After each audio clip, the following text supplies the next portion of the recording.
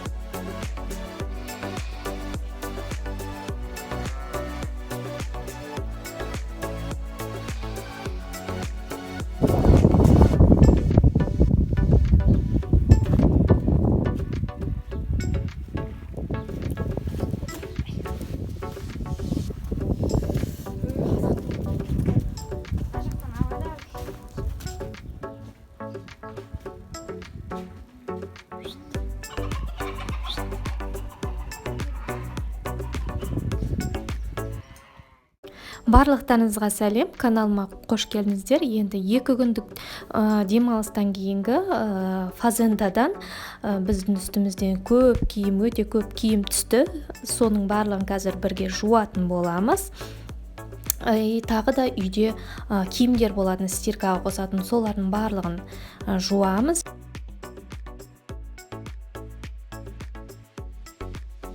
Және де балама өте қызықты болды. Атасына көп көмегі тиді, және де жолдасым да көмектесті. Қайнынымыз ұзақ жолға шығып кеткен болатын бір жұмыстармен, сондықтан біз көмектесуге бардық. Негізінен жолдасым көмектесуге барды, сондықтан үшеумізде баруымызға тура келді. Мен де қалмаймын дедім, мен де барамын дедім, бірақ өте қызықты болды. Бір жаман жеті, енді интернет ұстамайды, жаман емес, жақсы, өте жақсы, өйткені адамдармен сөйлесесің, жаңағы көп әңгіме айтылады ортада, телефон шұқылап отқаннан гөрі. Жаңағыдай біз фазендаларды маған жаңағы алмат аралады, көрсетті маған. Мына жерде мынандай бар, мына жерде мынандай болады деп. Оған көбінесе қозы, жаңағы бұзау, атқа міну, жаңағы ешек арбаға міну өте қатты қызықты болды. Ендігі каждый демалыс сайын мама барайықшы дейді. Бұл бізде понедельник күні күніге бізде осылай күнделікті өтетін тірлік. Алматты музыкаға жіберем, азанда шай ішеміз, сонымен оны музыкаға жібереміз. Одан кейін жаңағы гладильный доскамды аламда, үсті киімдерді үтіктеп қоямын, ақ көйлектерді барлығын жаңағы үтіктеп дайындап шкафқа салып қоямын. Сонда ешқандай қиындық тудырмайды, өздері қалаған күні киіп кете береді. Мынаны үтіктеп бер деп артынан жүгірмейді. Сол жері жақсы. барлығымыз бірге тұрған болатынбыз. Кей кезде папамыз ұйықтап қалатын, біз ерте тұрамыз, өткен сағат 8-де тұрамыз. Папамыз кей кезде 9-да тұрады. Сонымен бүгін барлығымыз ерте тұрып, шайымызды ішіп, осындай тірлікпен кірісіп кеттік.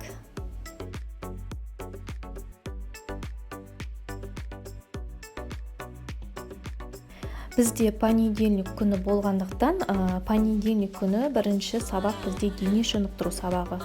Сондықтан дене шынықтыру сабағы болғандықтан, мектеп формасын осылай әдемілеп салып беріп жіберемін барсеткасына. Өйткені өзі салатын болса, по-любому жаңағы ретмен салмайды, мыж-мыж болып қалады. Лучше өзім салып бергенім жақсы.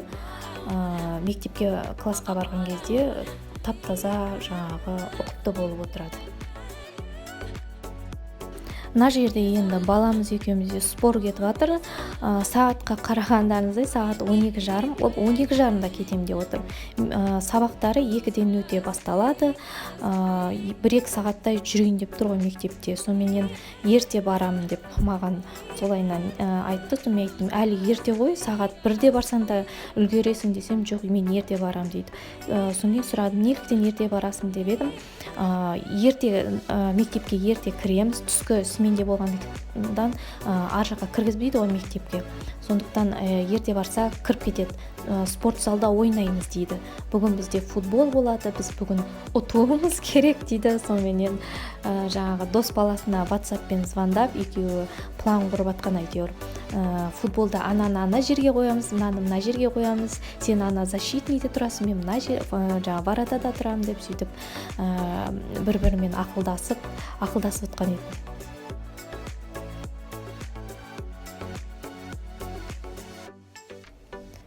Мына жерде енді ақ футболкалардың барлығын үтіктеп тастайын деп жатырмын. Білмеймін не үшін екен, бірақ пысығым ұстап кеткен болу керек. Сонымен барлығын үтіктеп, бүктеп шкафқа салып қойдым.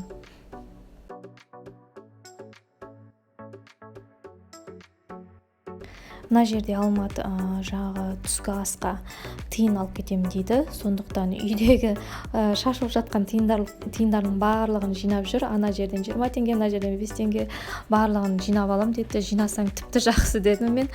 Жинап ал дедім. Сонымен 250 теңге дейін жинап алды. Соны алып кетем, маған жетеді деді. Мейлі дедім. Сонымен қалтасына барлығын салып кетті. Негізі біз емес, көбінесе жаңағы ағасы береді, мен інім береді көбінесе тиынды.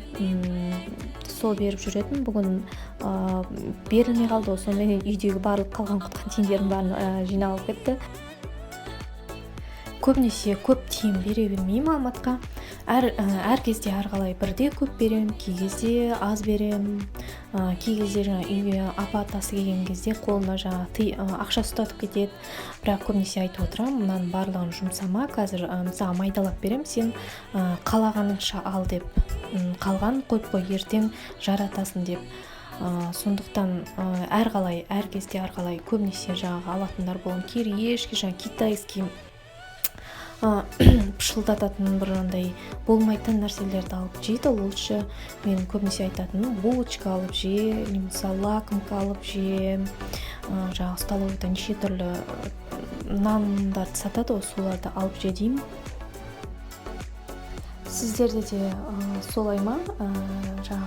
Күніге көп бересіздер ме, әлде аз бересіздер ме? Или менің жасап жатқаным дұрыс па деген ғой. Кей кезде ойланып қалам, қасында балалар көбінесе көп ақша апарады. Сол кезде ойланып қалам, может көп беруім керек пе еді депші, жәутеңдетпей дегендей ғой.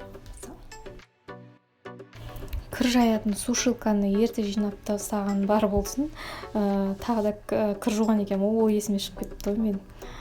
Сонымен қайтадан сушилканы ашып, қайтадан жайып жатырмын. Алматта айтамын да, үстінде футболкамен кетіп барады, құрыс үстіне куртка киіп, мен сонымен спорт залда сонымен ойнаймын дейді. Сөйтсем, жемпір кимеймін дейді. Сөйтіп ұрсып жатып үстіне жемпір спортивка кигіздік, жеңіл, жұқалау. Онда жұқалауын киіп кетті десем, жоқ, мен футболкамен ойнаймын дейді ғой. Сөйтіп екі жақтан ұрсып жатып киіп жібердік. Мінекей, біздің понедельник күніміз осылай өтті. Сіздермен қоштасайын. Каналыма жазып кетіңіздер, комментария жазыңыздар. сау саламатта болыңыздар.